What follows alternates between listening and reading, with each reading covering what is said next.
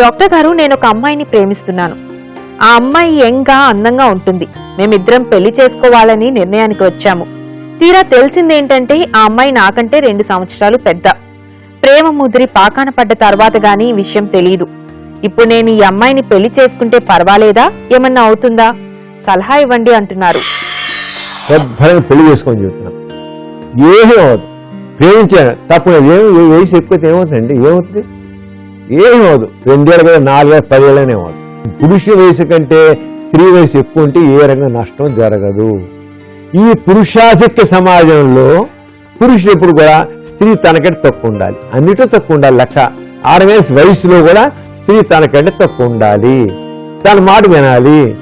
ఎక్కువ వయసు మగవాడి వయసు కంటే స్త్రీ వయసు ఎక్కువ ఉందనుకోండి, అది ఆధిపత్యం ఎలా ఇస్తామో, ఆడు మగతనం మగవాడి యొక్క ఆధిపత్యం చాలామంది కాదేమో. అందుకని నేను పెద్దాన్ని, నేను చెప్తే ఊరు అంటుందేమో అని భయంతో దాన్ని మొదటి నుంచి అణిచిఉంచడం. ఈ సెక్స్ విషయంలో కూడా లేదా పెళ్లి విషయంలో కూడా స్త్రీని తక్కువ వయసు దాన్ని చేయడం జరిగింది. అంతేగాని స్త్రీ అధిక వయసున్న స్త్రీతో సెక్స్లో పాల్గొంటే ఏదో అవుతుంది ఒట్టిది.